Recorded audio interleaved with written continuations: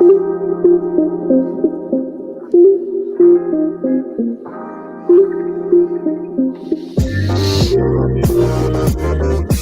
to the Wolverine Digest podcast, the best spot for objective and authentic coverage of Michigan athletics. If you want open dialogue, honest opinions, and in-depth coverage of the maize and blue, this is the podcast for you. And now, here's your host, Brandon Brown, joined as always by Chris Breiler. Here we are, Chris. Go blue. Chris is joining us from the sun. I'm going to do the whole show like this. I hope y'all don't mind. With that lighting over there. Chris, we cannot see your facial features. We'll turn it down a little bit. There we go. I don't want the people to miss out. Yeah, man. Happy to be back. We've been requested. People have been concerned. Where are you guys? What's happening? Are you also on a bye? What the hell's what's going on over there? Is Brandon on another bender? I'm getting a lot of concern messages and calls about, where are you guys? What's happening?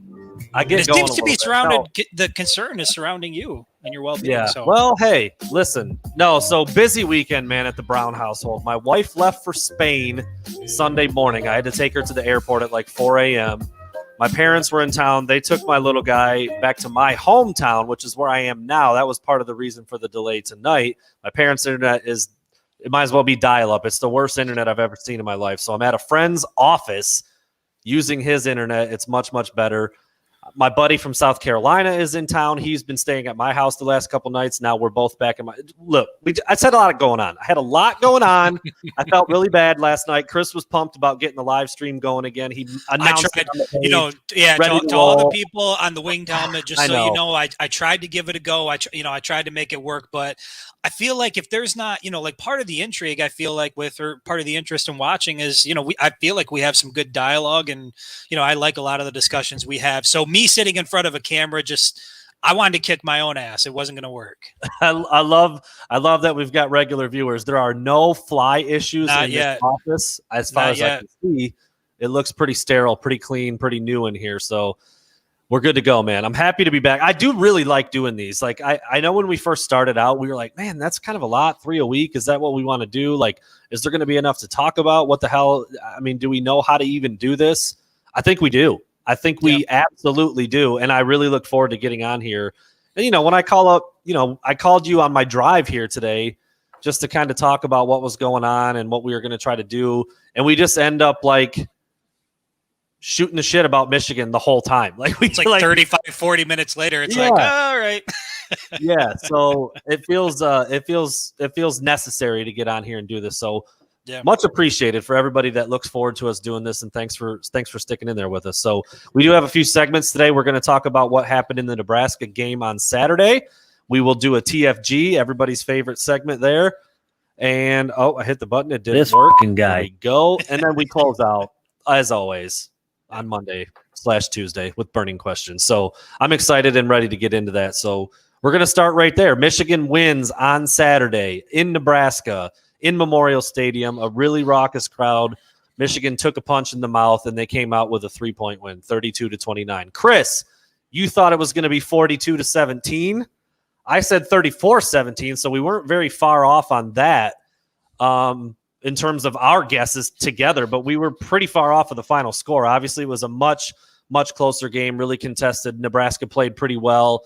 Michigan took a punch. They punched back. They got the biggest play latest in the game, and they came away with a 3-point win. I guess general thoughts now that we're a couple days removed, and Michigan is now 6-0 and has 2 wins on the road against pretty decent teams, at least that we thought, in a heated, hostile environment. Yeah, I mean, I've heard people try to, I guess, lower the value of those road wins against Wisconsin and Nebraska because, Wisconsin and Nebraska they don't look the part this year, but the environment is still an elite environment, even if the team isn't quite up to par. And I think Iowa probably fits that bill better than anybody. It doesn't really matter what's going on any given year at Iowa. Like when you go into Kinnick at night, it's going to be a tough game. And I think you could say the same about Lincoln at night. And I think you can say the same anytime you go to Camp Randall. Those are never going to be easy trips. And again, I'll go back to what Cade McNamara said after the game, that these are the types of games that Michigan would traditionally lose and come up short in. And the fact that, that the Wisconsin game was good because I felt like they were never really truly in danger of letting that one slip away in Madison. Nebraska, that was a different animal. That game could have easily slipped away if a ball bounces one way or the other. Maybe the outcome is a bit different, but they were tested. They were put with their backs against the wall. I think they lost the lead right in the fourth quarter. They were trailing headed into the fourth quarter. They came back. They got the W. And I think you walk away from a game like that saying, like, they have shown me just about everything I could want to see from a football team through 6 games at this point. Of course, you want to see a little bit more out of the passing game. I'm sure we'll get to that. But top to bottom, it's hard to complain. I want to point out something that you just brought up. Cade McNamara's comments after the game, which obviously got a lot of attention. That's it. That's what I'm looking for. He spit facts. He told it exactly like it was. And he didn't do it by throwing anybody into the bus or shitting all over anybody. That's all you want. That's all you want. Every time I've talked about, Jim Harbaugh sits in front of us and talks about, it was an amazing game by Cade, and it was this, and it was that. Like, bro, no, it wasn't. And you don't need to say it. And then immediately when you talk about that on social media or you talk about it out loud, people will say, well, what do you want him to do? He's not going to throw his team under the bus. He's not going to tell about these kids, how bad they suck and this and that. You don't have, there's a really large in between from those two extremes. One end is bold-faced lying about stuff and saying stuff that's just not true. And then the other end is pointing fingers at everybody and calling everybody out by name. There's a really large area in between that you can do things and answer those questions differently. I thought Cade was amazing in that regard. I don't think he played amazing, but I love what he said after the game. And he straight up said, maybe this is no disrespect. I'm not trying to call anybody out, but I think Michigan teams in the past may have lost that game. And guess what? He's just telling the truth. He's not saying anything that Michigan fans don't already know. And so, but a lot of Michigan fans, a lot of them don't acknowledge that. And I think that was what was comforting about it is here you have the starting quarterback for the University of Michigan, and you know that he lives within reality. He understands what the history has been with the University of Michigan. So, you and I can go back and forth with people on social media and it can seem like it's coming off as negative. But to me, the fact that Cade actually said that and made that statement after the game, it shows that they get there's been an issue here. They get that they typically fall apart when it matters most. And there's nothing wrong with saying that when that's the truth. And once you start to acknowledge it, it's like the old saying, like, you can't change what you don't acknowledge. And it seems like maybe this year they finally started to acknowledge, like, we just got to take it more seriously. We got to take Ohio State more seriously. We got to take what we're doing more seriously. Overall, we got to be in the gym. We got to be lifting. We got to be on the practice field. It seems like they've taken everything a bit more seriously this year. So where the hell was I going with that? What was even the question? Cade's comments. Yeah. Cade's comments. I mean, it's to me to know that it seems like they understand the situation, they get the past, but it seems like they're coming at this with a different viewpoint. I think it spells all good things. Yeah, we got Cole up there in the comments, Tony as well. I haven't seen anybody except for some media members who tried to spin this into Cade like throwing other teams. Like, it wasn't that. There weren't a lot of people who tried to take that angle with it, but I know there were some that thought like he shouldn't have said that, or that means he's taking a shot. Like, you do realize, even though he wasn't playing, he was also on those teams. Like, it's not like he was just trashing something he had nothing to do with. He was part of those teams, and he said, like, for whatever reason, those are some games that we hadn't won in the past, and that's absolutely just factual information. Yeah. There's nothing to get upset about. But I love the fact that he, like you said, he acknowledged it. He recognized that there was a problem. Dude, everybody recognized there was a problem. Jim Harbaugh doesn't replace 7 of his assistant coaches if he doesn't think there's a problem. And you don't go through a contract negotiation like you went through. Right. Absolutely. So, all the lip service, we thought maybe it might be lip service before the season started. It hasn't been. No. And you can hit a button on accident. Cade McNamara? Dog. He's a dog. Such a fantastic accident there. You can say that Michigan hasn't faced the best versions of Wisconsin or Nebraska or Washington over the last decade, and that can also be true. But there's only a handful of teams in the country that don't have an L, and Michigan's one of them. So you take it how you can get it, and you keep it moving, and you acknowledge some of those things we talked about. So I just want to point out one of the things that Dominic just said in the comments. I can see it. that the team is mentally stronger. And I think that is a fantastic point. And to me, that's the biggest difference. And we've talked about this a lot, that look at the recruiting rankings over, the last 2 decades. Michigan is never starved for talent. They're always going to bring in top talent, especially when you compare it to the rest of the teams within the Big Ten Conference. Michigan is always number 1 or number 2. So they should be competing for championships year in and year out. And when they're not, you start to ask yourself questions. With all the talent, what could possibly be the issue?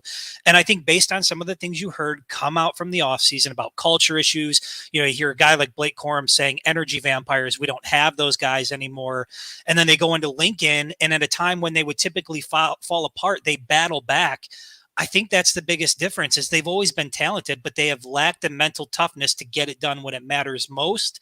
And it seems like they've got that part figured out. And if they've got it figured out, the second half of the season should be pretty damn fun. Yeah, it's about to get real. It's about to get absolutely real. Real. Yeah. Part of my burning questions that we'll get to, so I don't want to dive too deep into that yet. But let's take a look at the predictions that I made before the game started and just kind of talk about how they came together, how they didn't. I went 3 for 5, and I was real close on the 2 that I missed. So the first one was Blake Corum's going to score a touchdown. He hadn't in 2 weeks. He did, and he looked fast and explosive and shifty and everything he's looked all season on the way to the end zone. Not really surprised to see him get back in there, but I'm sure that felt good. And Michigan's run game was just good enough throughout that game to be effective and to open up the passing game a little bit. Yeah, I think Blake finished the game with 86 yards rushing or something like that. Hassan Haskins went over 120. So it wasn't a monster 350 plus yard game on the ground like we saw the first few weeks, but it was still a pretty solid outing for 2 running. I mean, if you think about 2 running backs, your number 1 and your number 2, or your 1A and your 1B going out and getting 120 yards and 80 yards respectively, traditionally that's a pretty good day for Michigan on the ground. And so, yeah, they did what they needed to do, and it was good to see Blake get back in the end zone for sure, especially with the little celebration. I didn't ask. I am going to shoot him a message soon because I want to know. He got slapped on the wrist for throwing up the deuce. I gotta imagine somebody said something to him about the chewing on the corn. I love it. I think they should be allowed. Okay, we'll save that for another show, another segment. But damn it, man, let these players celebrate. Had some street corn yesterday at a Mexican restaurant. Was doing my best Blake Corum impression. So, yeah. No, 204 yards rushing, 3 touchdowns, 5 yards a carry. You will take that on the road against a good defensive team every single day of the week. So, 2 touchdowns for Hassan, the long run, the hurdle. It was, like I said, it wasn't, like you said, it wasn't blowing the doors off of teams with the running game where you're getting 10, 12, 15 yards a pop. You're going for 350, but it was good enough. And they got in the end zone a few times, and it opened up the passing game. Blake Corum finds his way into the end zone from about 30 yards out? Something like that, 25, something 30? like that, yeah. Yeah. His longest run of the day was 29. I'm pretty sure that was the touchdown run. So, yeah. So, a solid day for the rushing attack, and Blake Corum did get back in the end zone. Cade McNamara will throw his first pick. He did. It wasn't a very good throw. He had a lot of not very good throws, but at the end of the day, he did just enough. He hit just enough guys here and there. Again, Michigan gets the win. It's such a weird dynamic right now with Cade McNamara being the starting quarterback of a 6-0 team that you didn't think was going to be 6-0, and he's not throwing it very much, and he's only turned it over once, and he's only been sacked once, and you're just like, all right, get him out. There's so many people that are saying, get him out, and I haven't quite got myself to the point yet where I'm saying he's got to go. I think I've thought it. I'm not sure I've said it out loud here or in a tweet or in a story. After the game, I said, I don't think he has it. But man, you're not going to make a very good living out of benching undefeated quarterbacks when you're number 10 or inside the top 10. It's just a weird thing. But he threw his first pick, I guess. Like we said, he's not going to be perfect all year. And in that environment, thinking they might have to throw the ball, I kind of thought it might happen. Right. And I think now that they're in the meat of the Big Ten schedule, and that Cade's going to be, he's going to have to be more involved, you would expect there to be some turnovers just as a result of him throwing the ball more often. So I don't think it really speaks to anything different than what we saw out of him the first few weeks. I think he's just being asked to do a little bit more. And, when I think about the two, and I do think it's interesting that you have a 6-0 team and you still have, I would call it a quarterback controversy, maybe not internally, but, outside of the team, certainly a lot of people are looking at this and, wondering is Cade going to be good enough down the stretch? And I think what it comes down to for me is, have you seen Cade McNamara do anything through the first 6 games that JJ McCarthy is incapable of doing? That sounds like a burning question, but no, I haven't. You're right. So, and if you flip that question around and ask yourself, have you seen JJ do things that Cade can't do? You're probably going to have a bit of a different answer. So for me, if all things are equal, if JJ can do exactly what has been asked of Cade through the first 6 games, but JJ also has that extra something that Cade hasn't shown. I'm not saying he doesn't have it. He just hasn't shown that extra gear. You haven't seen that play from Cade where you were like, damn, that dude can ball. You've seen that from JJ. So a couple of times. A lot of people think that those are the types of plays that are going to be the difference between a close win or a close loss against, the big 3 that are left: Michigan State, Penn State, Ohio State. So I get it. It seems like a dumb idea. And I get why people would say, why the hell would you even consider, rocking the boat at this point when everything is working? It's because if you're the type of person that subscribes to the idea that Cade has reached his ceiling and we've seen what we can get out of him, you got to ask yourself, is that good enough to get through the second half of the schedule? And I'm not so sure that it is. I know we're going to find out. We're going to find out what the approach is and how crazy media and fans are. And if we all don't know what the hell we're talking about, we're going to see. We are going to see. All right. My third prediction was that Aiden Hutchinson and David Ojabo will both record a sack. Ojabo did. Hutchinson did not. He had a lot of pressure on the quarterback. He got back there. Nebraska was working their new offensive linemen in, some young guys, a true freshman. I thought they'd both get to him probably pretty easily, and they didn't. And credit those young offensive linemen for protecting Adrian Martinez pretty well. And then, of course, Martinez is pretty athletic, and he's got some mobility back there, and he can get himself out of trouble. But I believe they only sacked him 1 time. That's not a very productive day for the Michigan defense when they had been better than that. So, I don't know what you chalk that up to. Again, you had some inexperienced guys playing up front. You do have an experienced athletic quarterback in Adrian Martinez, but only Ojabo recorded a sack. He was the only one on Michigan's entire team to get to the quarterback on Saturday.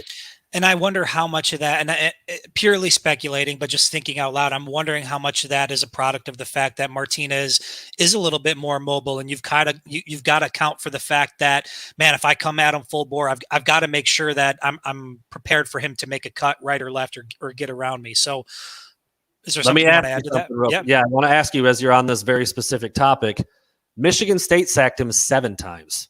What does that do for you? Well, again, I look at Michigan's. Here's the thing. Here's the thought that he's mobile, he can get out of there. But here's where I go. Michigan State was at home. They were in front of the home crowd. It was ramped up. They did stripe out or whatever. They were talking up that game, primetime national television. Same was the case for Nebraska. And so I think Nebraska was probably playing up to the highest level of football that you're going to see from them all year. They played phenomenal football seemingly all night long. The crowd was into it. The environment was crazy. I think that is, outside of, I think East Lansing is going to be crazy, but that's definitely one of the most difficult environments Michigan's going to face all year. And so I don't take anything away from what they were able to do there. I'm not concerned. I saw Aiden. He was impactful enough. He's all over the field. Like, this Michigan defense is like if you were to dump marbles out all over the floor and ask somebody to run across it. Like, you might get there, but it's not going to be easy. Like, they're just all over the place. They make everything difficult. And yeah, I'm not worried about that at all. Yeah, I don't think it's a cause for concern, but I also wonder, what was Mike McDonald's approach? Because I see some people in the comments here, Ryan, saying defense was getting too far up the field. Hutchinson and Ojabo took themselves out of the plays. I almost wonder if maybe that was partially by design. You don't want Martinez to get out on the edge. Make him try to figure it out and scramble up through the wash a little bit, as opposed to getting out on the edge and getting positive yards very easily. And, oh, by the way, getting out of bounds and not getting hit. I don't know. It did seem like Ojabo and Hutchinson were getting up the field a little too far and allowing Martinez to step up and not get hit, not get sacked. But again, he wasn't super effective running the ball until a little later in the game. He ended up finishing with just 38 yards rushing. He did score a touchdown. I'm getting to that next. I don't know. One sack is not as good as I thought they would be against that offensive line and with the way they had been playing. So I wouldn't call it a concern. I wouldn't call it a worry.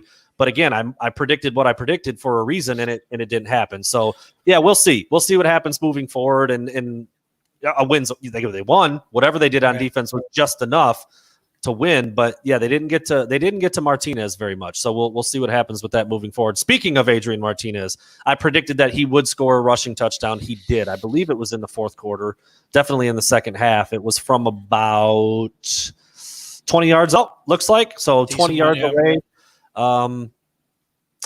No, actually, his rushing touchdown was short, wasn't it? It was, they put Aiden Hutchinson in conflict, and he took it in from pretty close, if I remember correctly. And I remember thinking, Aiden had to make a play. He was kind of waiting to see the zone read, and he went with the running back. And I thought, I don't think Aiden made the wrong play there. Maybe he did, but if I'm the defensive coordinator, Aiden Hutchinson's job is to hit the quarterback on every play. Every play, go hit him. He carries out his fake. He gives it. Go hit him anyway. And they didn't do that there, and Martinez got a rushing touchdown. He's a talented guy. He's fast. He's big, about 220 pounds. Like, he's a very effective runner. I actually tweeted this during the game. I think at the point when I tweeted it, he had run the ball 6 times. Like, I'm running that dude 20 times a game. Every week. I don't understand that. I mean, even with him struggling through the air, like, that's not going to go away. That's just God-given ability. Like, let the guy do what he does. Like, it's the same thing that we talk about with the athletes that Michigan has. Like, let those guys do what they do best. And it just seemed like Martinez wasn't able to do that, fortunately for Michigan. But, thank goodness they didn't really try to force the issue and run the ball with him, because I'm not sure what that would have done to Michigan's defense and what that would have looked like. He finished with just 8 carries. 8 carries for 38 yards and a score. I mean, JJ McCarthy barely played, and he had half the carries of Adrian Martinez. Like, that's crazy. Like, you should run that guy a lot of times in a close game. Yeah, in a game really where you need points, you need yards. Like, that's your best weapon. Like, use it, ride it. Yeah. What are you saving it for at this point if you're Scott Frost? I mean, unless he's a little bit dinged up, which even then it's like, if you have to. Why is he out there against Michigan? Exactly. If you have to completely change what you're doing and it completely alters your game plan, I've never really understood that approach. Anyway, all right, talking a lot about the other team. Last but not least, this was a specific one, but he's kind of established himself as the deep threat. I thought Cornelius Johnson would make a catch of at least 25 yards. He did not. He caught one for 22, so he got real close. I still think he's the deep guy. He hit that 22-mile-an-hour mark. That's like an elite mark in football with all the analytics and how fast people can go. He's a stud, man. He's 6'3", he's 210, he can fly. But, Cade didn't do him any favors on a couple of deep shots. He's not locating his deep ball that well. I mean, Cornelius Johnson had to come back and play DB on a deep shot. So did Dalen Baldwin. Mikey Sainers still had to lay out for a pass that he could have walked in the end zone if it's on the money. So we're kind of wrapping a couple questions up together here at the same time, but specifically Cornelius, he didn't get to 25 yards on his long, but he had a decent day. He made 4 grabs for 37 yards. Actually, that's not a decent day. That's pretty subpar. Not his fault, but that's not a real explosive day for who I think needs to be the number 1 receiver. And I just don't think we're ever going to see it.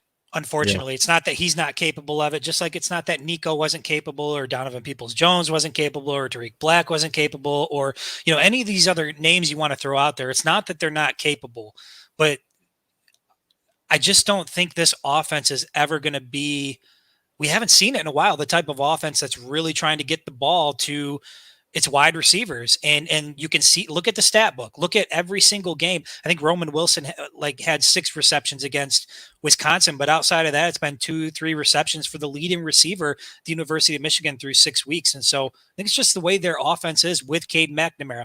I will say, I do think that is a product of his inability to get the ball where it needs to be.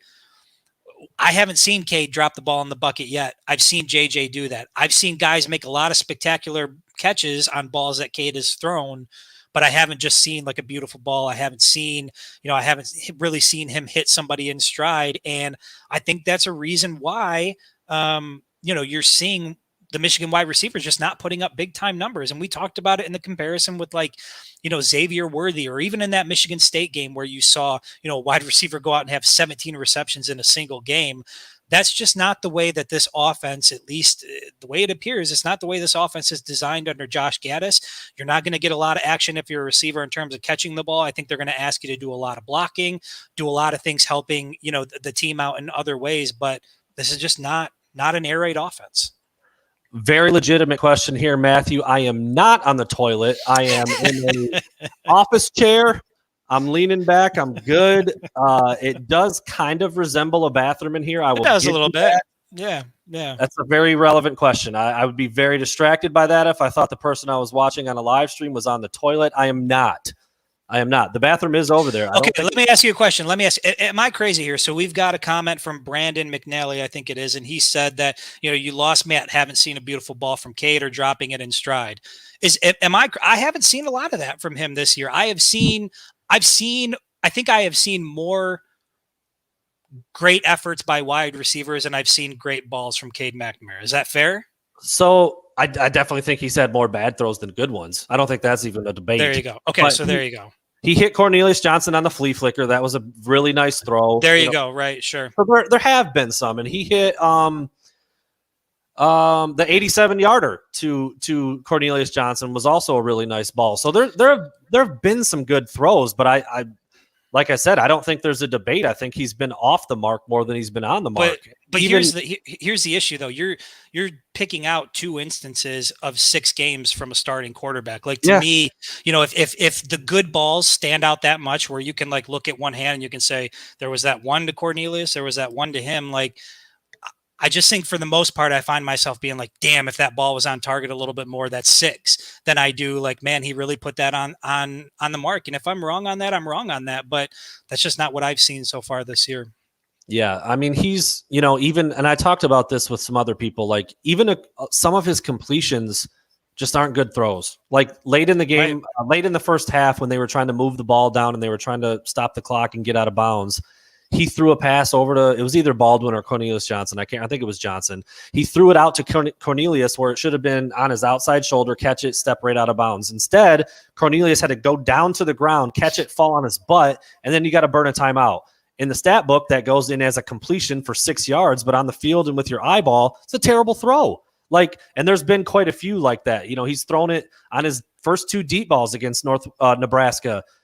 Cornelius Johnson and Dalen Baldwin are having to play DB in order to keep the defensive backs from intercepting the ball. And, someone who's not paying that close of attention might just say, pretty good throw, good defense, line them up and play it again. Right. No, if that's dropped in the bucket on the outside shoulder, right on the sideline, your receiver's the only one who can get their hands on it. It's either going to be a catch or an incompletion, not maybe a pick if my receiver doesn't do his job and break it up. Like, so I feel like there have been more negative throws than positive throws. And I don't know where you guys all feel about Pro Football Focus, but the numbers prove that on there. Like, he doesn't grade out very well week after week after week. Like, he was 58% completion against Nebraska. That's not good.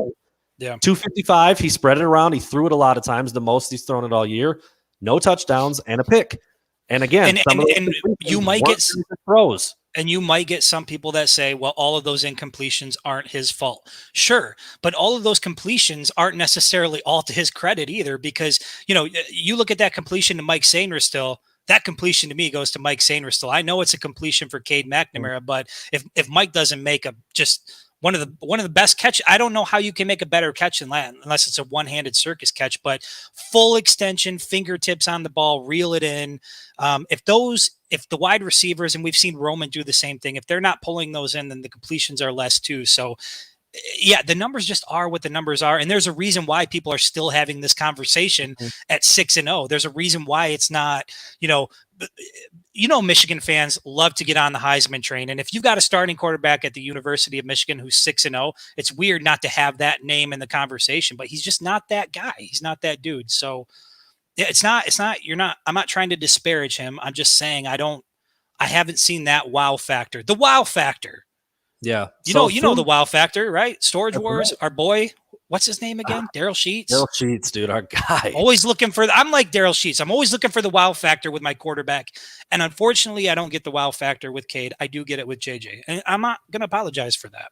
So Cade McNamara is completing 60% of his passes. He's thrown 5 touchdowns in 6 games, and he's throwing for 164 yards a game. That's only better than 10 other starting quarterbacks in the country. I mean, like the yards per game. I don't know. I don't know how much turd polish you need to get that to be, he's been great. He's been elite, or his best skill is making everyone around him better. Or the things we've heard Jim Harbaugh say about him. I don't know how you get to that point. I really don't.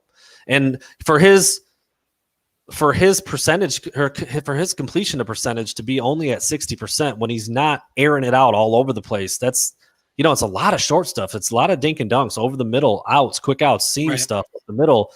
He's taking some deep shots, but not very many. It's not like he's throwing the ball deep 10 times a game. Here's all I would advise somebody to do. When Michigan's not playing, go catch a game where there's a top tier quarterback playing football and just watch the way they operate. Watch the way they make calls at the line. Watch the ball placement. Just watch the way they play the game of football and tell me if right now we're anywhere near the vicinity of that. And I'm not saying that Cade has to be an elite. He's got to be a Heisman candidate. But again, like I don't see the production we've seen from him the first 6 weeks getting us 6 more wins on the second half of the schedule. It's going to be so much harder these next 6 weeks than it was the first 6 weeks. And, I guess I'm happy to. Cade has made me feel wrong a lot this season, and I'm happy if he continues to do that. And if Michigan keeps winning, I'll eat crow and I'll get schmutz all over my national championship T-shirt and be totally happy about it. So, schmutz. Here we go. A little schmutz. This fucking guy. There's a couple. I don't know who you went with. This fucking guy. I don't know who you went with. You want to go first? Go first. No, I was going to have you go first. Okay. It's a little more serious than this goofy ass music, Oh, no. but it's John Gruden. It's John Gruden. Ooh, yeah.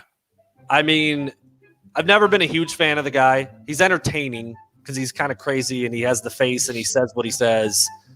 Football coach wise, I didn't realize this, but he hasn't won a playoff game in 18 years. Like, I know he was out of the profession for a while, but that's still a long time. And some of the stuff that he apparently said, obviously I haven't seen the emails myself, but it's not a good look, man. Not a good look. And if he's putting that stuff in writing and sending it out to people, you just kind of wonder what he says under his breath or to other people in a private setting or behind a closed door in his office. Not a good look, man. And he's out. So now Jim Harbaugh is, of course, the leading candidate to coach the Raiders, right? I'm sorry. I shouldn't have even said it. Why are you doing that? Why are you poking at the people? You know what you're doing.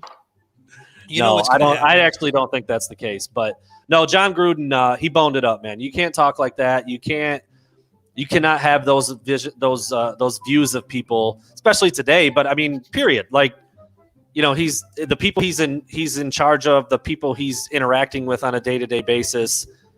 Not a good look, man. John Gruden, what are you doing, bro? This fucking guy.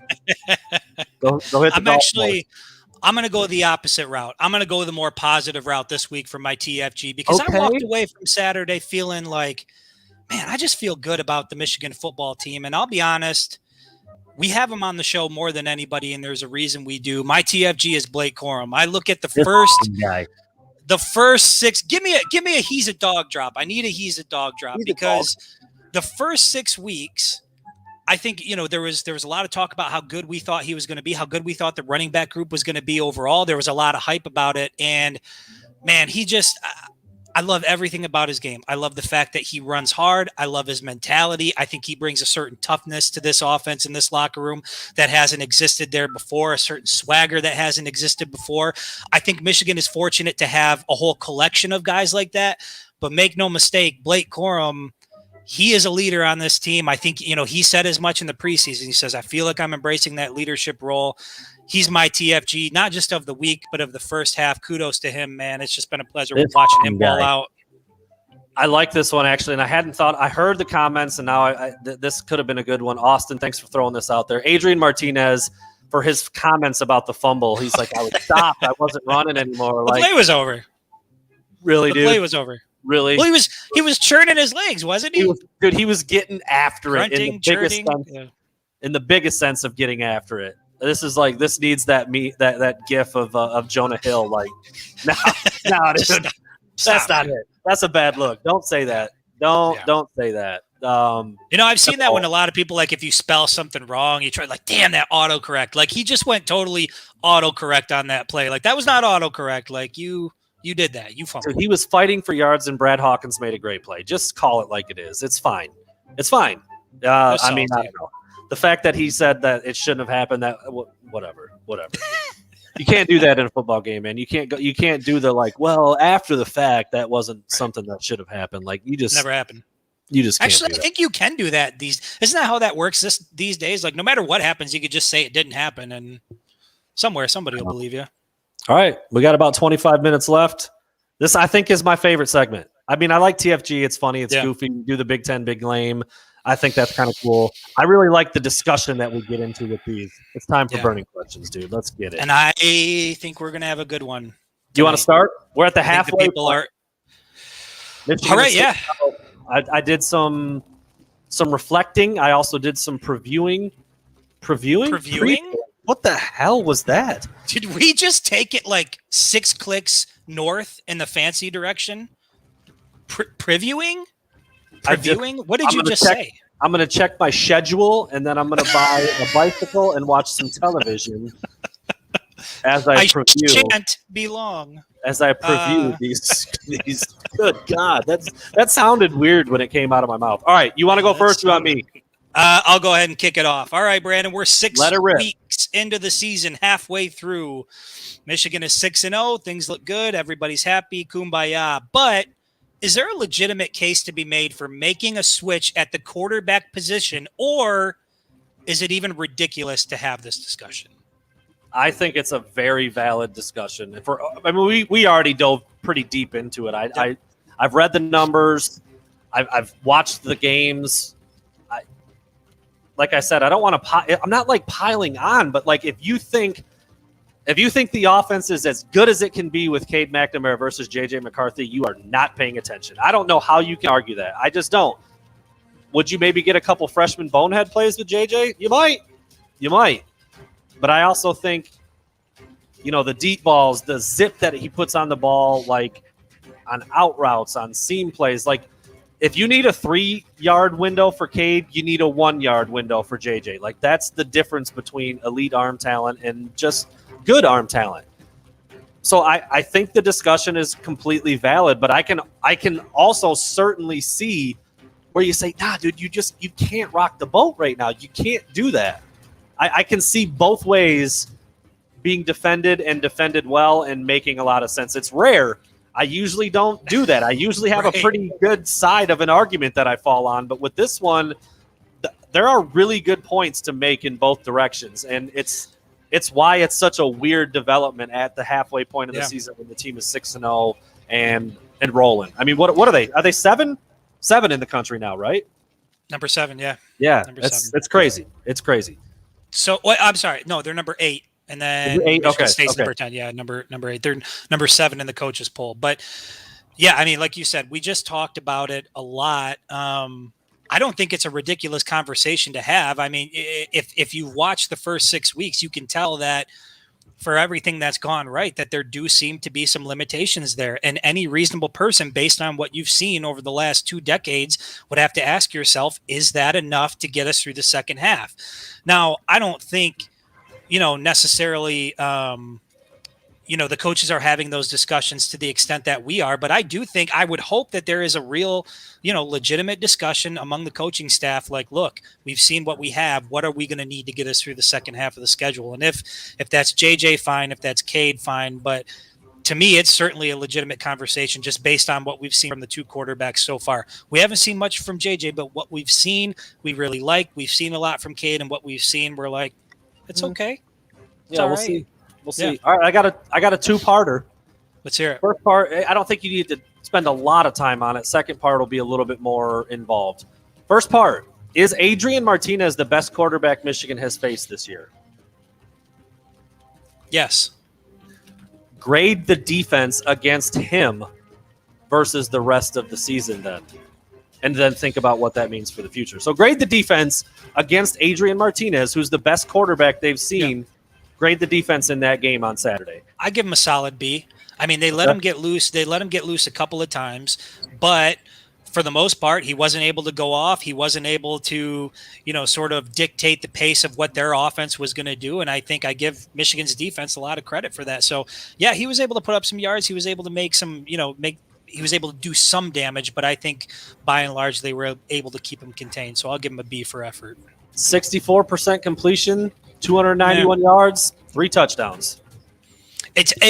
But and a rushing touchdown. Look at the flow of that game. But that here's the thing, though. The only reason that seems, I guess, impressive, I think, maybe, is because of what we're used to seeing. To me, that's just like a normal football game. Like a quarterback went out and had a very, that's what you would expect him to do in a pretty big Big Ten football game that's highly contested. I don't necessarily think that's a defensive issue. I just think sometimes that's the way those games are going to go. But I still give them a B because, again, they got the W. They did what they needed to do when it mattered most. Overall, specifically on Martinez, I'll still give him the B. I'd go a little lower than that. I think but you're a teacher, so yeah, you grade differently. I can't get the vision of that tight end running down the field like it was 7-on-7 where the defense wasn't even out there. I can't get that vision out of my head. Martinez again didn't get real loose running the ball, but I thought he could have and should have. I don't really know why Nebraska didn't use him that way. I thought that game could have went differently if he was used a little differently. I think he's pretty good. I do think he's the best quarterback they played against. I would give them about a C+ in that one. I think. I just, again, if amazing interception by Daxton Hill and a really smart heady play by a veteran safety in Brad Hawkins to get that fumble out. Yeah. I mean, those two plays that they're going to go down as being on Adrian Martinez, but really it was just incredible plays by Michigan's guys. I think he was pretty damn good in that game. I really do. And I think, a bounce here or there and Michigan's 5-1 and not 6-0. And I think he's the main reason for it. Like I look at the rest of that team and I'm just like, they don't have a lot. But I also don't think he's as bad of a quarterback as he's shown. I think he's better than what he's looked over the last couple of years. I think he's got it in him. And if you let him loose with the mobility, I don't want to spend too much time talking about Nebraska, but I feel like with a running quarterback like that, a lot of where their momentum comes from is being able to use their legs, move the ball. And you just didn't see that from him. And he is not a true step back, drop back quarterback. And even given that reality, he still put up some decent numbers. So all right, still rolling with a B. There we go. All right, man, this is going to be a pretty simple question. We're at the halfway point of the season. Who's Michigan's MVP? Wow, that's a good question. Man, that is a really good question because there's a lot of guys who have done quite a bit, but there's not really one guy who's been incredible. I mean, It's been pretty spread out. Damn, I don't even know if I can come up with one. I think is that a good thing or a bad thing? Like I said, I mean, there's a lot of guys who, I'm literally going through 4 or 5 names that I feel like you could say, and people aren't going to be like, "Oh, you're crazy, dude. That's the worst thing I've ever heard." I think there's 2 that are a given. I think there's 2. Let's see if you know who they are. Oh, I think I'd say either Blake Corum or Hassan Haskins. I do. I think I would say either Blake Corum or Hassan Haskins. I think the running game is what they leaned on heavy for the first 3 to 4 weeks. It showed up again last week. Both of them had a great game, essentially won the game, I think. I mean, obviously it was the big play by Hawkins and some other stuff throughout, but that running attack and the way it opened up the offense just enough. I'll go Blake Corum, but I'm a little partial. He's been great for the show. We're pulling for him. He's a lot of fun to watch. I'll go Blake Corum, but it's I'm not super confident in my own answer. I don't even love my own answer. It's funny because you didn't have the 2 that I was thinking were a shoo-in for MVP halfway through the season. So I'll give you my 2, and then I'll give you who I would give it to. But to me, it's been Aiden Hutchinson and Jake Moody. I give those guys MVP at the halfway point of the season. Makes another appearance. I can't give it to the Sledgehammer, but let's be honest, man. Jake Moody leads the team in scoring. If he's not making these field goal kicks, Michigan isn't 6-0. And so he's had to make some really big kicks. He's been really solid throughout the year. But when it comes to Aiden Hutchinson, I'm not even interested in the stats. Like, yeah, I want to see him get sacks. I want to see him get tackles. But when you just sit back and you watch a football game and you watch him work on that defensive line and the way he moves around, his physicality, his athleticism, his energy on the field and on the sidelines, to me, hands down, Aiden Hutchinson is this team's most valuable player through the first 6 weeks. And I would expect that to continue for the next 6 weeks. I mean, that guy is just, he's pulling that entire team along. I think he's willing that team to whatever destination they're going to in 2021. I think he's the one pulling them along. And I wouldn't want anybody else in the country leading this team other than Aiden Hutchinson. Jake Moody, 3rd in the country in field goals made with 12. There you go. Dude's balling out. Great point here by Dwayne. Gaddis, he can call a play that can score a damn touchdown. Hey, listen, even offenses with a bad play caller, with a bad coordinator, need MVPs. And I mean, hell, Jake's still got to go out and make the kick. He's still got to put the points on the board, and Michigan has needed all of those points. So give him credit. But yeah, Aiden Hutchinson is just different. I like the love for Jake Moody. I like the love for the sledgehammer. Yeah, for people too, man. Let's give him yeah. Let's give him some love. Let's give him some props where they're due. What he had 4 against Nebraska? Yeah. Tell me we didn't need 12 points against Nebraska. We needed 12 points against Nebraska. So shout out to Jake Moody, the sledgehammer. My boy. All right. This kind of, I mean, this question feeds right into what I was just wrestling with. What is your confidence in Michigan's run game now after 6 games, 1 through 10? Confidence in Michigan's rush attack. 1 through 10? Mm-hmm. I'm still at an 8. I'm at a solid 8. I think that, and I said it before, I think on our previous show, that I think they've come back down to earth since Big Ten play has kicked off. But I think after this bye week, you're going to see some adjustments. You're going to see them sort of get back to being a little more successful on the ground. I don't think it's going to be the tune of 350 yards a game, but I could see them being somewhere around 280, 290, maybe even touching that 300 yard a game mark. They're just too talented in the backfield to be stuck at 112 yards per game like we saw against, I think it was, Wisconsin and the team before, right? Team before Wisconsin, they were 112 yards. There was back-to-back weeks. Yeah, Rutgers, back-to-back weeks, they put up 112 yards. They're just too good to be producing that little. So I certainly think they pick it up. My confidence is an 8, I think for sure. If we're allowed to do half points, I'd go 6.5. Okay. It's because of what you just said. A not very good talent-wise team in Rutgers committed to stopping it and kind of did. Yeah. You know, in Wisconsin, they're really good at stopping the run, and they kind of did. And Nebraska was okay. Michigan, again, got a couple pop plays, the long one from Haskins, the long touchdown run from Corum. And at the end of the day, it looked pretty good. But for a while there, it was tough sledding there, too. So I Let me ask you, though. I want to ask you, how much of that do you think is a product of the fact that the Michigan passing game isn't much of a threat?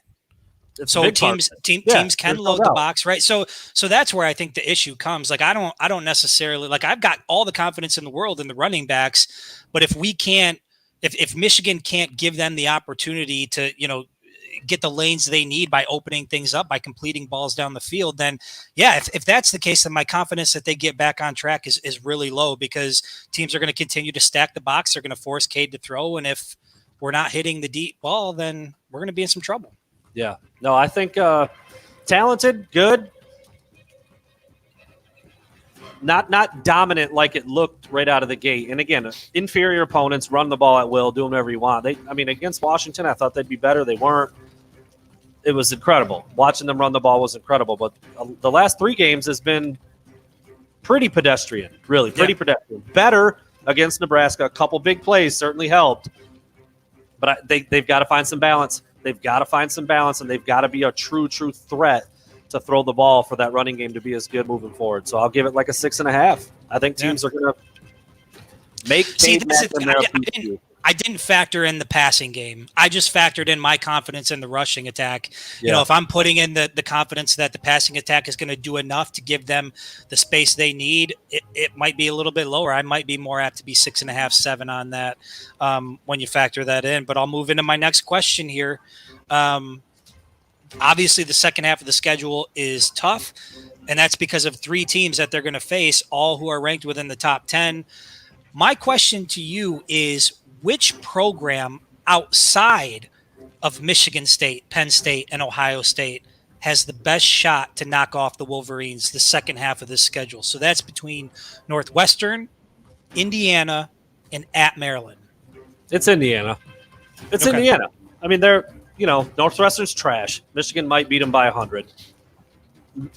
I thought Maryland would be a little better. They've got some athletes. I thought Tagovailoa was a little bit more talented. I mean, he's a talent. He is talented, but it hasn't translated into much. They got all geared up for their game a couple weeks ago. Was it when we were on the road, right? The Was that Iowa? blackout uniforms. Yeah. Smacked. Steamrolled, Absolutely smacked. And so I'm not really sure, I'm not really sure why they're not a little bit better than they are. But they're feisty. They've got a little bit of talent. They've got a good quarterback in Penix. I haven't really kept up on how good he's been this year specifically. I know they lost pretty bad to Iowa, and they're not as good as I thought they would be. After watching them beat Michigan last year, beat Penn State last year, I thought they'd be better this year, and they're not quite where I thought they would be. But it's out of Northwestern, Indiana, Maryland. I think it's Indiana by quite a bit, actually. Yeah. Well, so I would say Maryland. The only reason I say Maryland is based on when it happens and where it happens. It's going to be out at College Park, and it's going to be just before they face Ohio State. So to me, late season, if Michigan keeps on this trajectory and they're winning games, at this point, they're probably, by the time they meet Maryland, they're for sure a top 5 team, maybe even a top 3 team at that point. It's going to be really hard. I don't think they're going to overlook Maryland, but I just think that's one of those games where it could sneak up and bite them right in the ass. And I think we saw that in 2016. Like, this season is drawing a lot of parallels with 2016. And in 2016, it was Iowa on the road that knocked off the Wolverines by the last second field goal. And there's just something in me that can see Maryland, even though they're trash, they're not very good, pulling that off on the road and just spoiling Michigan's season. So I don't expect that from the guys. I expect them to be up, but I would put my money on Maryland for the best shot. Road game. I mean, that you're not going to get a lot of people to argue, since that's the only road game of the 3. So I thought you were going to go somewhere very similar to what I had. You started reading your question. It looked just like mine. The answer to this question is yes. Michigan State, Penn State, Ohio State are the 3 toughest games on Michigan's schedule. Not just remaining, but period. Right. I want you to verbalize by how much. How much tougher are those 3 games compared to anything they've done so far, or what the other 3 we just talked about? Not even on the same planet. I mean, if that's the way I can quantify it. Like, when Michigan goes into East Lansing, and if this thing plays out the way it's looking like it's going to play out, with these 2 teams meeting as top 10 teams, the trash talk that's going on within the fan base, the hatred that already exists between the 2 programs, this is going to be a war that I just think they are about to step into something that is worlds away from what they experienced in the first half. And that's why people who are like me and you and guys sounding the alarm is like, Jesus, I just don't think it's going to be enough. What they've done, I don't think is going to be enough, because you know what the gauntlet's like. You know what it's like going to Happy Valley. You know what it's like going to East Lansing when things are rocking. And obviously we know what Ohio State is. So I would just say worlds apart. It's not even close to what they're going to experience coming up. Yeah, I see a lot of people in the comments mentioning Sean Clifford from Penn State. If he's out for some extended time, Michigan doesn't play Penn State for a month, November 13th. So I don't know how hurt he is or how long he's going to be out, but that game is going to be insanely tough on the road in Happy Valley. I'm with you. Whatever you can say. Out of sight, completely other planet, different level, different plane, top rung of the ladder, whatever you want to say, whatever adjectives you want to use them. I think Michigan State, Penn State, Ohio State, the level of difficulty and what they're going to see in those 3 games compared to what they've seen already, it's not even a contest. Not even 3 top 10 teams. I mean, it's 3 top 10 teams. They haven't faced anything like that. You know, like these guys, this is like the big boy stuff now. These are the legitimate opponents. It's not Wisconsin isn't that good, but the road environment's tough. It's a good win. It's not a good win. None of that bullshit exists anymore in the second half of the season. These games count. These games matter. And if Michigan wins, they get all the credit in the world for it. If they lose, we'll have to see what it looks like. Yeah, no doubt about it. Huge. huge 3 games down the final of the final 6. It's going to be insane. Yeah, that was your question, right? It was, yes. All right, here we go. Brandon, how many teams in the AP Top 25 would you give Michigan less than 50-50 odds against on a neutral field? Oh, I guess I'm going to need the AP Top 25 in front of me. So I'll Do you read have it an answer? again. Do you want to? You can answer your own question first if you want. If you have the actual, I just don't have the list in front of me. To me, it's 2. There's only 2 teams that I would give worse than 50-50 odds against, and it would be Alabama, Georgia. Even though Alabama's got the loss, I still think they're still Alabama. They're still coached by Nick Saban. They're still one of those teams. And then obviously Georgia looks like the best team in the country. But outside of that, I struggle to I look at the AP Top 25 and I'm like, Michigan on a neutral field against these guys, 50-50 shot, 50-50 shot, 50-50 shot. And I'm not sure if that's me just being like a homer and being excited about 6-0, or if that means Michigan is, if they're for real. I've got 2 for sure. 2 you just said, Alabama and Georgia. I'm also very inclined to put Ohio State, Oregon, and Oklahoma in the discussion. Less than 50-50 odds on those. I think so. Okay. I don't think Michigan can score enough points to beat Oklahoma with the current quarterback situation and everything we've just talked about. I know that Oklahoma-Texas game was just up and down, up and down, up and down. Not a lot of defense, not a lot of resistance. We were texting for that. And we were like, what would Michigan be like in a game like this? What would it look like? I don't even know. It was crazy looking. But yeah, then you've got Ohio State, they just blew the freaking doors off of Rutgers and Maryland, and they just look like they're hitting. Are you telling me on a neutral field between those two, you're not giving Michigan 50-50 odds against the Buckeyes this year? No, I'm not. Wow. Okay. All right. Nope, I'm not. I give them a chance, which is more than I said at the beginning of the season. Right, yeah. But not 50-50. No, I still think Ohio State would be favored in that one by a pretty good bit. So your answer to the question is 5 teams. You give Michigan less than 50-50 odds, 5 teams in the AP.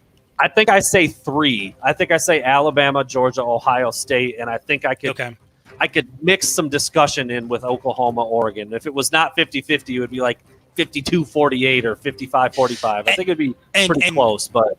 And to me, that's the whole point of the question, is that how crazy is it that we're at the bye week and we're sitting here saying, I think there's only 3 teams in the country that I wouldn't give Michigan odds against, 50-50 at least. It's just, it really speaks to how far they've come over the last 6 weeks for sure.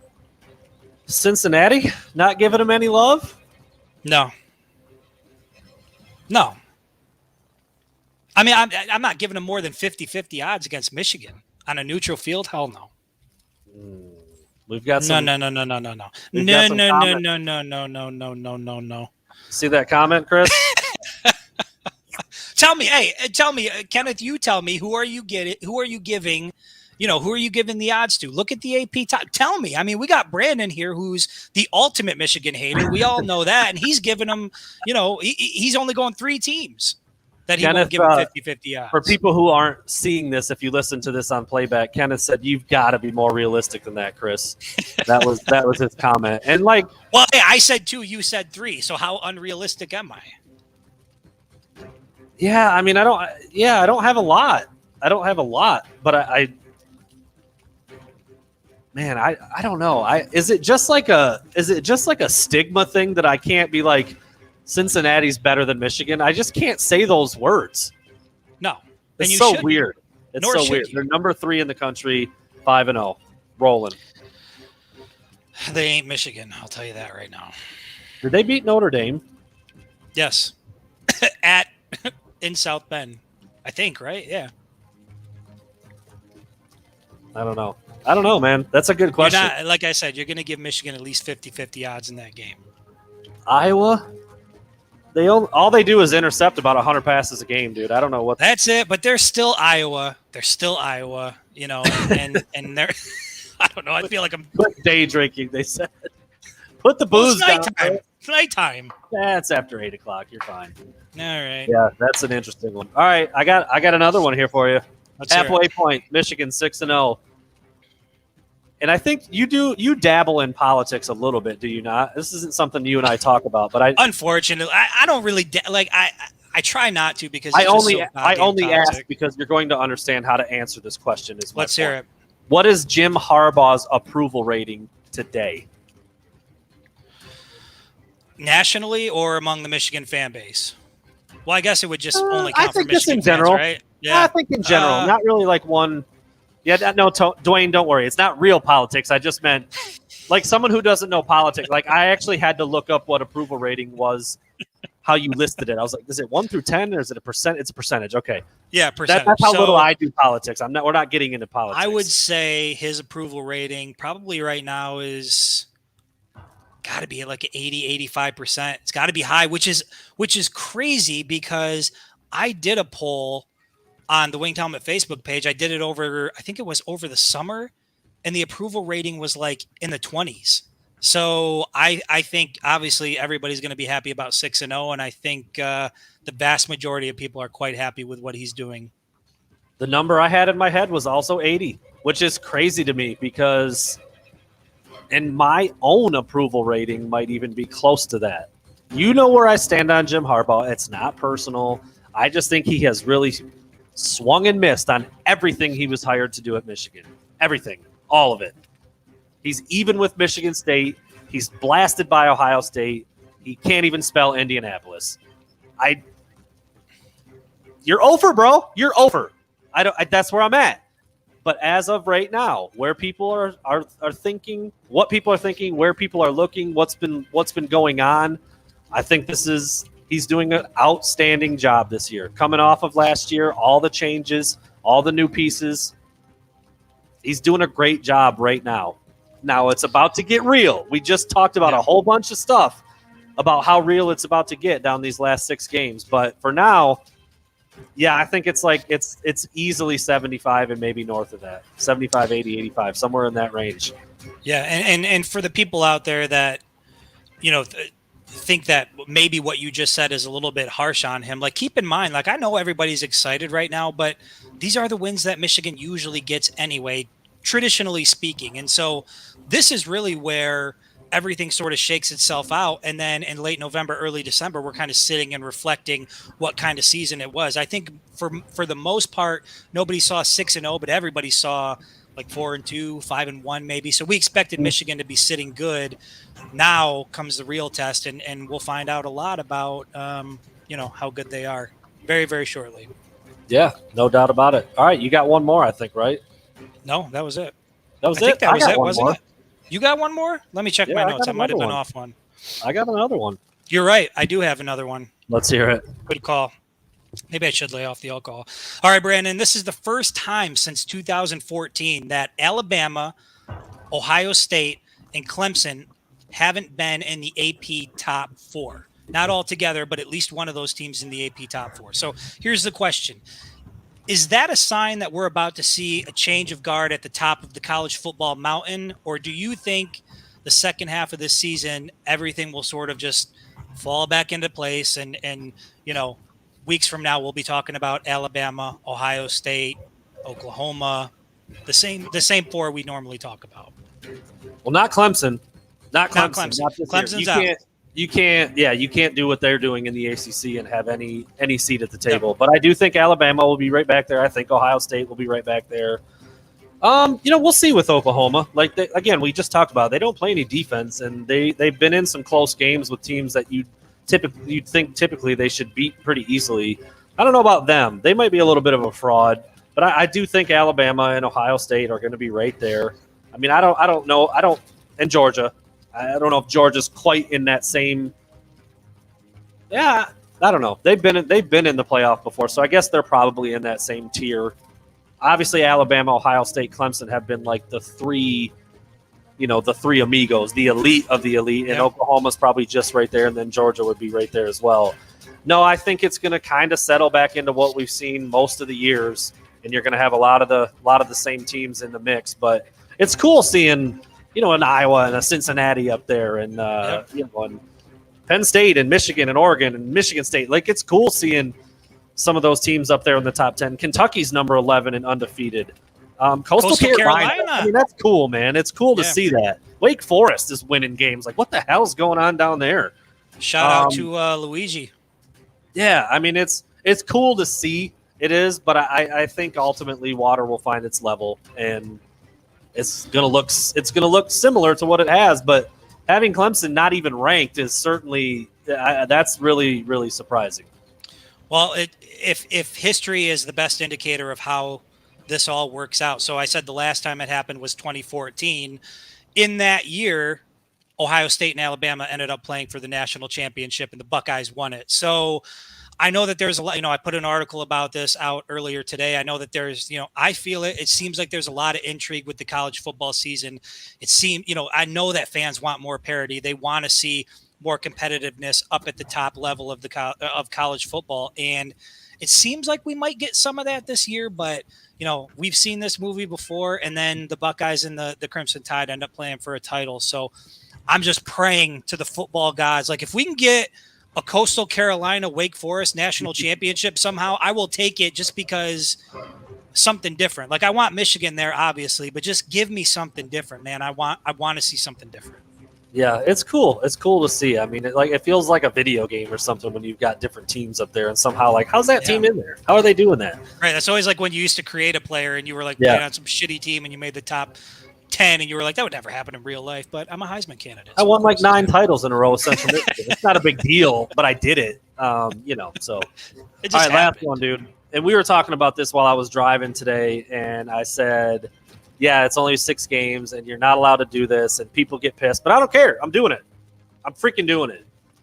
If Michigan goes 10-2, but the 2 losses are to Michigan State and Ohio State, what does that mean for you in the grand scheme of the season? What does that mean?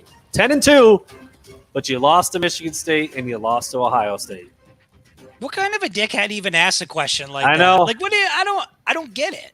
But if it were to happen, hypothetically speaking, the 10 wins would be just as empty as the 2020 season was in its entirety for me, because I sort of, yes, I want Michigan to win all of their games, but if you've got 10 wins and the 2 losses you have are to like the 2 teams you want to beat the most, like, that is a sour taste all off season. And so to me, it's not about the win totals. He has got to, at the very least, win 2 out of those 3 games: Ohio State, Michigan State, Penn State. He's got to get 2 out of the 3. I don't know where they come. I don't know how it happens. But if he gets 2 out of the 3, I think we go into the offseason happy. But I don't know. I don't know, man. You do realize that scenario is extremely realistic and possible. Very. And that scenario would piss me off to no end, because I know we talked about this on the phone earlier. It's going to be, there's the crowd that's like, yeah, but the 10 wins. And there's the other crowd that's like, yeah, but it didn't amount to shit. And those 2 crowds have been butting heads for years, every single year during the Harbaugh 10 year. And I think if it happens again, it feels like that's what it'll be. It'll feel like Groundhog's Day. I'll still feel like shit for a whole offseason. Give me something to brag about, please. Win in East Lansing or beat the Buckeyes at home. I need one of the 2. And I mean, if you start to look at the resume as a whole, what that would be 3-4 against the Spartans, 0-2 against Mel Tucker. You cannot go 0-2 against Mel Tucker. You can't. For the world against Ohio State. Look, like I said, there's people who are going to be like, why are you talking about that right now? Because it's freaking fun. It's fun to talk about it. It's an awesome topic of discussion. Just everybody out there, don't worry. They're not talking about this in the locker room. This is not like a team conversation, right? And I said that to you on the phone. I'm like, dude, I'm not going to the next presser and asking Harbaugh that question. But it's a fun topic right now, man. It's a really fun topic, because if that happens, it's like, well, here's the thing. Everything you just said, you sounded like you were trying to take a dump. You were so caught up on it. You were like, I don't know. Well, I That's think, it, man. here's what people need to understand is what we're trying to do is like, it's the same thing as if you and I were like sitting in a living room together, drinking a beer, talking about sports. That's it. Like, that's That's what we it. want to bring here. These are the Yeah. same conversations we'd be having there. We just want to have them with you guys. And so if your whole mantra is like, we just got to take it 1 week at a time. We got to stay positive, and we got to like that is for the team. That is not for us. Like, I'm thinking ahead. I'm thinking about Michigan State. I'm thinking about Ohio State. I'm thinking about what happens if he goes 10-2, and those are the 2 losses. Like, that's the luxury of being a fan, is we can do things like that. But here's the deal. And this is the part that always pisses me off. The people who will say, just one game at a time, man. You got to take your time. Don't get out in front of your skis, man. You gotta slow your roll. They're the same people that are going to bitch that like Michigan's not doing enough all season long to beat Ohio State. You can't have it both ways. And by the way, the team has signs up on the wall that say, what are you doing to beat Ohio State? They've renamed drills focusing on Ohio State. So like if they can do it on some levels in the building, no, I don't think they're sitting in their meeting rooms talking about like what happens if we lose to Ohio State and Michigan State. All right, Absolutely, forget about they're not. Northwestern. Let's talk about the Spartans. Yeah, there's no way they're having those discussions. I understand. But like it's still part of the cloth that is your season. And so for guys like you and I who are taking inventory at the halfway point of the season, all right, 6-0 is behind us. Let's look to the future. It doesn't mean we only can look at the bye week right now or Northwestern because that's the next game. Like, it's really fun to talk about by the way, the season every year for Michigan since the beginning of time is like 3 or 4 games long. That's it. I don't give a shit what they do against Illinois or Purdue or Rutgers or Northwestern, even though they've stumbled against those teams sometimes because that's what happens in college football. It's 3 teams. It's maybe 4 if you throw Wisconsin in the mix, and since they've realigned the divisions, obviously that's different now. But it's Penn State, it's Michigan State, it's Ohio State. Sometimes it's Iowa, sometimes it's Notre Dame for a while there. It's like every year the season's 3 or 4 games. That's it. Yeah. I don't care what happens in the rest. If you lose one, that blows because you shouldn't have, but everybody knew coming in you were going to win that one, and you just stubbed your toe. It happens. It's 3 or 4 games. That's what's left on the schedule now, and that's the whole matzo ball, as they say right there, Chris. That's it. That is it. Well, that and the fact that this is kind of what we do is talk about sports. So we're going to be talking about a lot of things, such as what happens if it's 10-2. That's burning questions, folks. I'm on fire right now, man. That was hot. Tacos are hot. That was hot. Hot segment. What happens if we went out, huh? Dude. What happens, Cade? What You know happens what's funny if we went is out? 6 weeks ago we were playing that drop as like a hilarious Yeah. and now Well, you play that drop and like you sit there and you're like, damn, what happens if they win out? Well, because when he actually said it, they didn't win another game. They didn't win another game, yeah. It's a little bit, you can poke fun at it a little bit, but Yeah. I mean, it is what it is. I think this is a good question real quick to kind of wrap up with here as we get ready to close the show. Is Northwestern a trap game? I don't think there's any shot Northwestern keeps that within 30 points. Nah. Nebraska just beat them by 50, guys. 50. Yeah. 49. 56-7. I think Michigan beats the brakes off of Northwestern at home. I don't think it's even remotely close. Are they going to be a little bit worried about Michigan State? Maybe, but I don't think it matters. I really like Northwestern would struggle in the MAC this year. They're bad. Well, So- and something to keep in mind, for anybody who might have that thought process about Northwestern is it's a pretty special game. It's a trophy game. It's the first time that trophy is going to be unveiled. And if you haven't, if you don't know much about the George Jewett Trophy, you can go on the Winged Helmet Facebook page. You can go on WolverineDigest.com. You can look at the article I put up. But man, that's a special trophy. There's a good feeling behind it, and I think the Wolverines are going to be highly, highly motivated to keep that trophy in Ann Arbor. I don't think it's a trap game at all.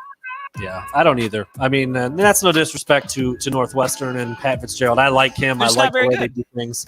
But they lost everybody. Like they were, again, I've said this multiple times on the pod. They were the very last team in the entire country for returning production. Yeah. They lost everybody. So, and when you start you start with a limited talent pool already at a place like Northwestern, and you lose everything from your previous team that was actually pretty solid. It's going to be a struggle, and that's what it is. That's what it is this year. They're not very good.